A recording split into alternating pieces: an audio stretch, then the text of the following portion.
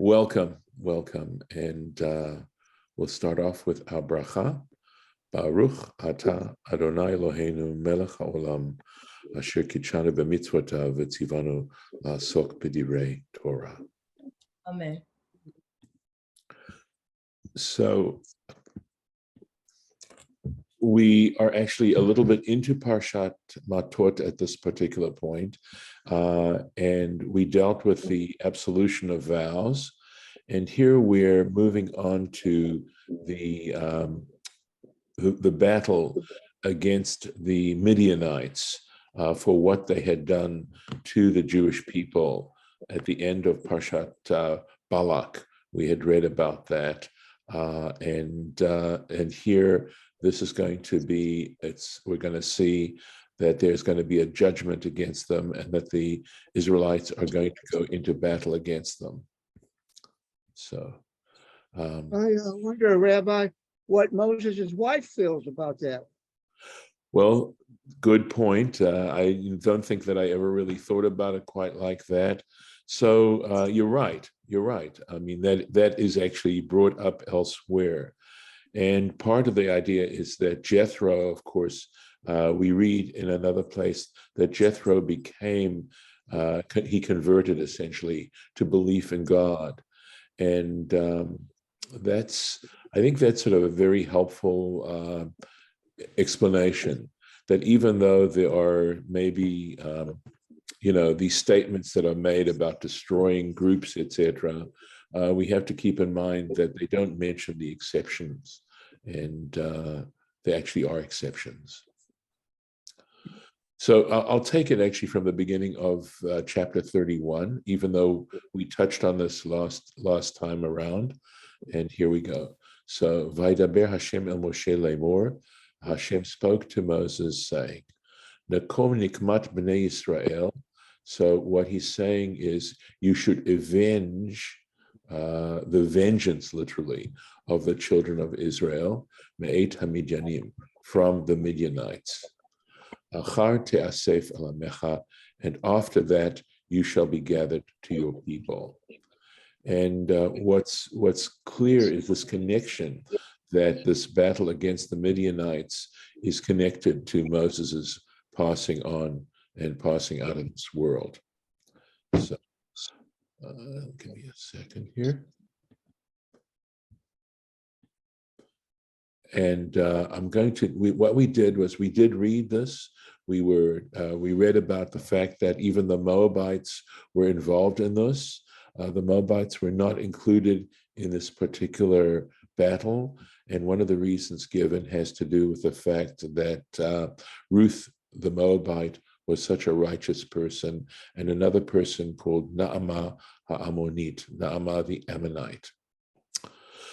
So we actually were, as you can see from the notes here, we were looking at Torah Temimah on this. And last time we had started a Torah Temimah, but I hadn't finished it. And here's the Torah Temimah that we were looking at. Achar te'asef.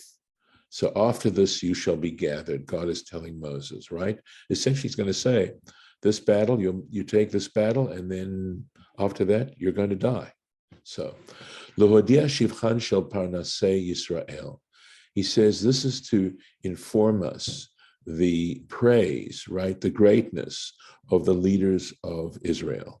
She'ein niftarim min haolam, because they do not pass away they don't leave this world, ad shehein nokmin nikmat Israel, until the point where they're able to avenge the wrongs done against the Jewish people. Shehi nikmat mi she'amar v'hayolam. And that is because when the Jewish people are assaulted, and essentially we're talking here about anti-Semitism, there's a connection here that in fact we're just standing in the place because we're the messenger, and they really are interested in destroying God. That's really what they're battling God, and that's the reason why this goes on. That the leaders of the people feel a responsibility to avenge the wrongs done to them. because those wrongs actually represent a hatred of the divine and of the creator of the world. So, Mishamar, the one who said, and the world came into existence. So, this is now, and this is taken from the Sifrei, the commentary on the book of Numbers and also the book of Deuteronomy. Tam Hadrasha. So the reason for this interpretation, Uma Shetala Mitat Moshe Benikmat Midian. The reason for this is because you see that the one that is the death of Moses to the avenging the Midianites. The Tam Hadavar and Bichlal, and in general, the reason for this particular matter, she'ro'in hanikama b'chayehem, that is to say that they need to see that this revenge is taken while they're still alive. U'al derech hakatuv, this parallels a statement that's made in the Bible, lo yishkav ad yochal taref. So this, I believe, actually is from a blessing that's given, that is to say, he shall not lie down until he has consumed prey. So lying down, of course, here means passing on, right? Eternal rest. And of course, consuming prey has to do with avenging the wrongs done against in this case, the Jewish people. And then it says, Yismach Tzadik Ki Chaza Nakam. So in Psalm 58, it says, the righteous person shall rejoice, for he has witnessed the avenging. He's seen, and essentially this is understood as an act of justice, that judgment has taken place against people who have committed terrible wrongs. So, kach nireh al derech hapshat, and that's how we would understand this in this most straightforward kind of way. Ach lefize, he says, however, there's a however, right? According to this, it's not really fully explained. Halashon, that is to say, the language of this particular statement, how it's expressed, isn't fully understood. In other words, the fact that it says to make known their greatness. In other words, if we understand it the way he's just explained it, where do we get necessarily that this is making known, right? This is informing us about their greatness. And it would have been more straightforward, halashon, had it expressed it, lehodia ma'alatan o gedulatan. In other words, there's another way of expressing this thought that makes more sense and is clearer, that is to make known their qualities and their greatness. In other words, how great they are considered, right? That they do this, that this happens for them. And for this reason, it appears, he says that this statement that he's quoted from the Sifrei actually is a shortened version of a longer version. V'tzarich lomar, and really and truly, one should make the statement, kamoshahu b'milu'o b'midrash Rabbah kan. He says there's another statement that parallels this in the Midrash Rabbah, right? Another source that is stated in full, that's more fully stated. And that is, L'hodia shivcho shel Moshe. That is to let us know how great Moses was. Ilu haya rotze lechyot od kama shanim. Did he desire? Had he desired to live a number of years more, longer than he actually lived? Had he wanted to live longer, hayachai, he would have been able to live longer. Why? Sharei HaKadosh Baruch Hu Amarlo, because basically the Holy One, blessed be He, said to him, Nakom, okay, V'achar te'asef. He says, once you've done that, then you shall be gathered. Tala, so he made the one mitatan benikmat midyan. Okay, so he in other words he made the death of Moses dependent on the avenging of the Midianites. And if Moses had wanted to delay that, he would have lived longer. He's being told, once you get that done, then you're going to die. And if Moses had wanted to live longer, he could have done that. Ritzono lamar. So in other words, he could have delayed this action of avenging the Midianites, and automatically he would have been certain to live longer. Ela amar Moshe, but Moses thought, right? V'chi bishvil she'achaye titakev nikmat Yisrael. So Moses was saying to himself, I should delay this act to avenge the Israelites so that I can personally live a longer life.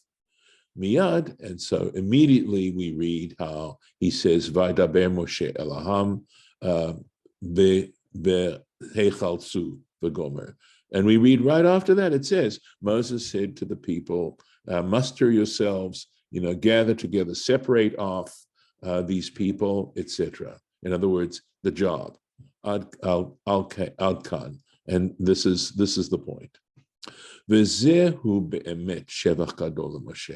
And if we look at it like this, then in fact it's telling us something great about Moses.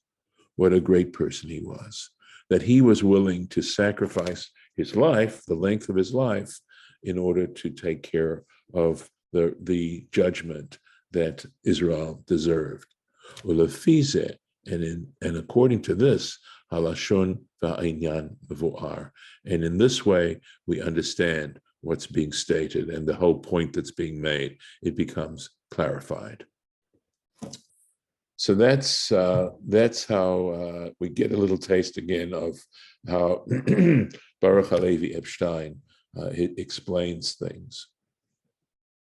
So now we get back into the actual text itself. So here it says, Vadaber Moshe El Ha'am, just as we just read. Moses spoke to the people, Lemor, saying, Heichaltzu, in other words, separate off me'itchem, from yourselves, anashim letzava, men to serve in the army. Vayu al Midian, and they will fight against the Midianites, latet nikmat Hashem. Interesting, right? To avenge God, Hashem, the Midian, against the Midianites. So let's see what Rashi has to tell us here. Vaydaber Moshe. Okay, so here we go. Rashi actually is also referencing the Sifrei that we just read. Afal pi sheshama shemitato tluya badavar. Even though he understood, right? Shema, understand? Shemitato, that his own death, tluya badavar, was dependent on this matter.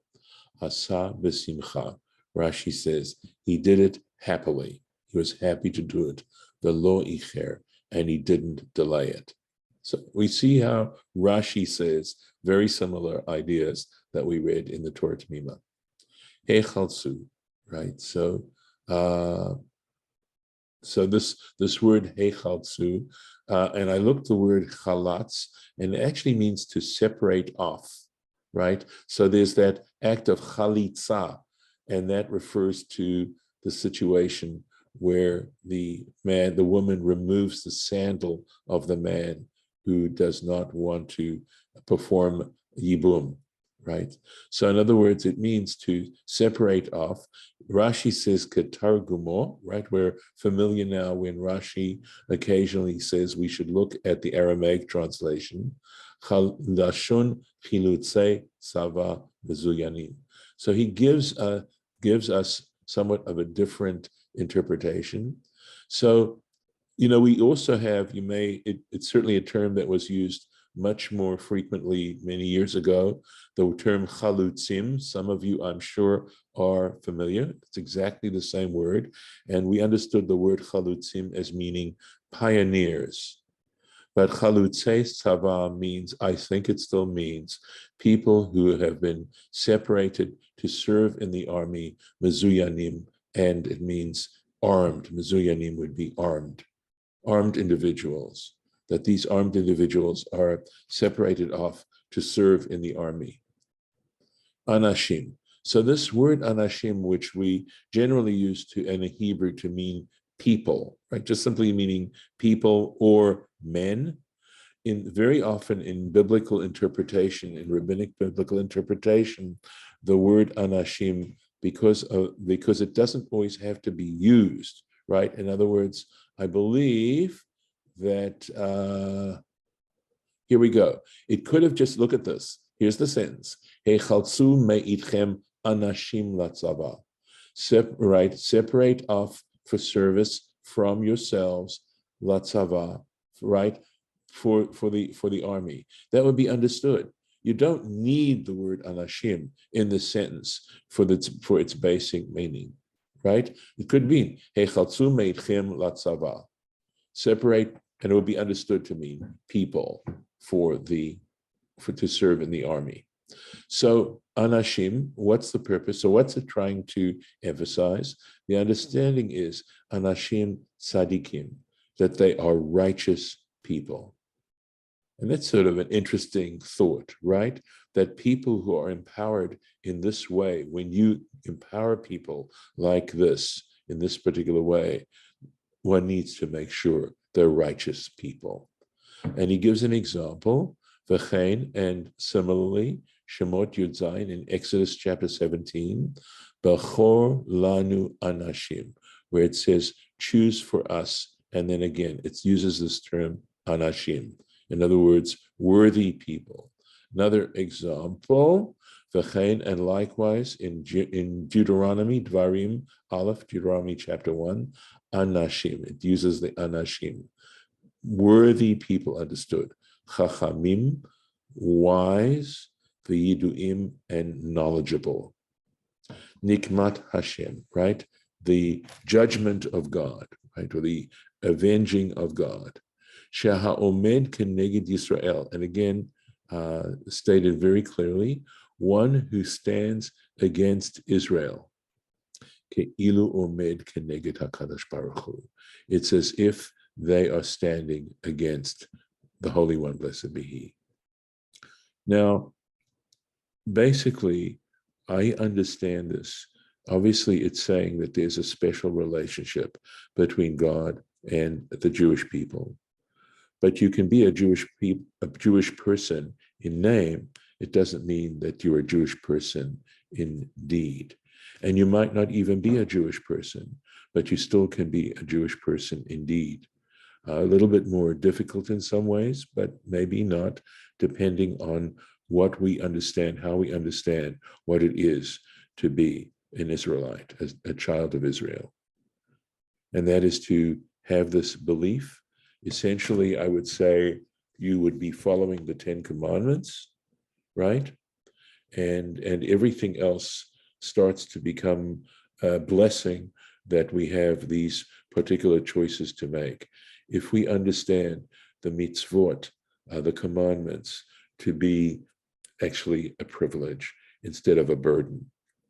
And as I've sort of thought about these things more, the fact is that David, I'll recognize you in just 1 second, to understand that the mitzvot are actually a putting into practice, obviously, and a divine connection.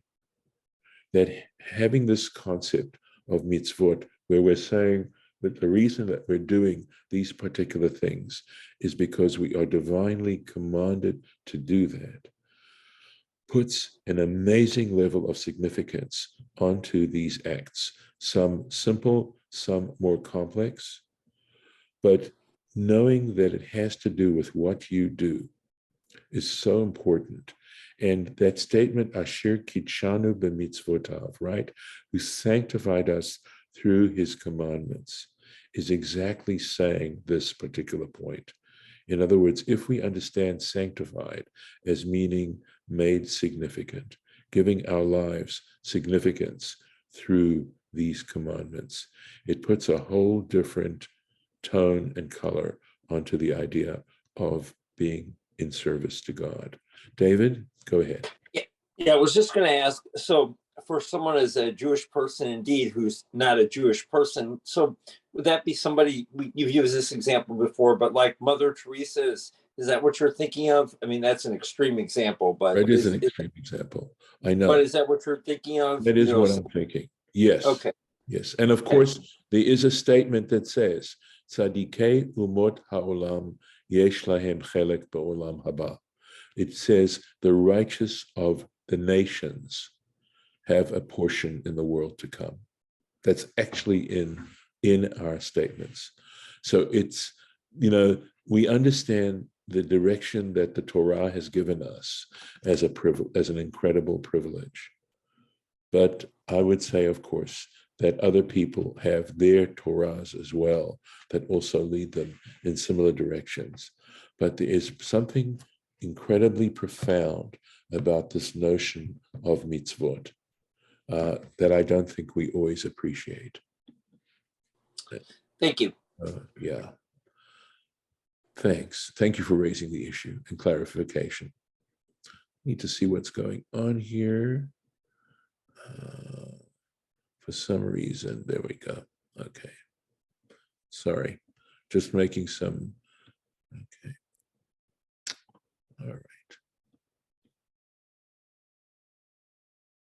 All right. I'll find out where that note goes in a moment. I'm so sorry. All right. I think we are at the end. Yep, at the end of that Rashi. So, Dalet, Elef Lamate, 1,000 per tribe. Elef Lamate, 1,000. In other words, from each tribe. Elef Lamate, Elef Lamate. L'chol Mattot Yisrael, for all the tribes of Israel. And again, this l'chol, right, since this has basically been stated here, what does this l'chol for all come to say? What does it add to our understanding of the meaning of this verse? Tishlechu, you shall send forth latzava in the army, right? To do service. And of course, even in English, we sometimes talk about the service, meaning military service. It definitely is. It calls on a person to serve. Okay. So he says, here go. Rashi picks this up right away. L'chol matot Yisrael, for all the tribes of Israel. And the fact that it makes such an emphasis of this, he quotes the Sifrei that says, L'rabot, to include Shevet Levi, the tribe of Levi. Because let's be honest about it, when it talks about the tribes, we know that Levi, the tribe of Levi, was distinguished and not included. And so that's why there is that emphasis here. Let's go on. Vayimasru me'alfei Yisrael, and they delivered from the thousands of Israelites, Elef Lamate, 1,000 per tribe, Shneim Asar Elef. So interesting, it says 12,000 Chalutzei Tzava, who were to separate for service, who were designated, right, for service. So it's interesting because if we include the tribe of Levi, how many tribes do we wind up having? Is 13.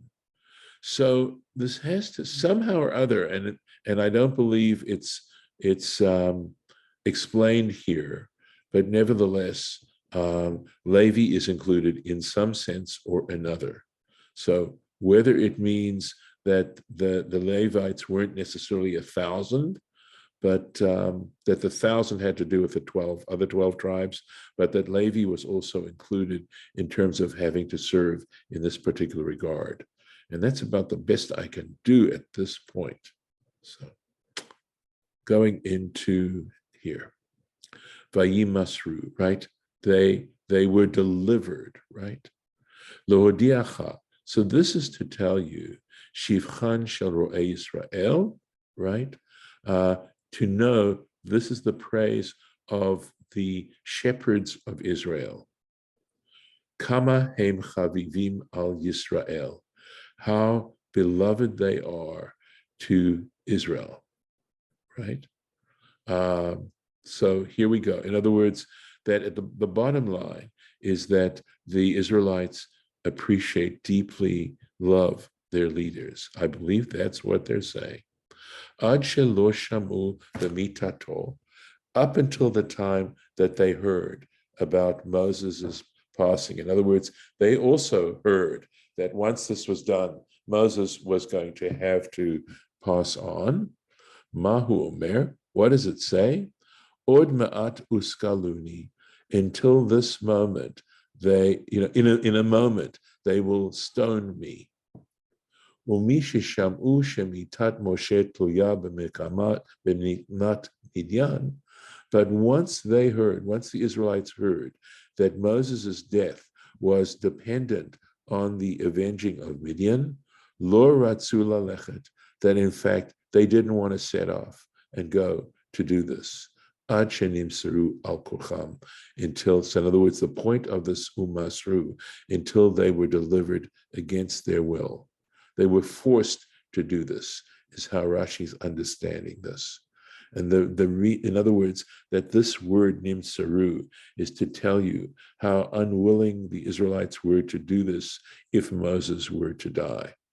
So on the one hand, right, on the one hand, we read how they're treating him, right? And on the other hand, when they realize they're not going to have him anymore, then they have a very different feeling about things. So next sentence. Vayishlach otam Moshe, and Moses sent them elef lamatet l'tzava. So look at this, the way this is being said so many different times, right? 1,000 per tribe to serve. Otam, they, ve'ed Pinchas ben Elazar, and Pinchas, son of Elazar, HaKohen, the priest, latzava, to serve. Uchlei HaKodesh, and the holy vessels, the chatzotzrot, and the trumpets tru'ah, the trumpets, the sounding trumpets, bi'ado, were in his possession. They were in Pinchas's possession. And we are going to stop right here with the Rashi. Okay, yeah, here we go. This is where this would be going. Here, I'm going to put in the little arrow. All right, I guess I'll have to do this. I'll do this later. Thank you. All right, never mind. I'm going to stop the share. And we can stop the recording.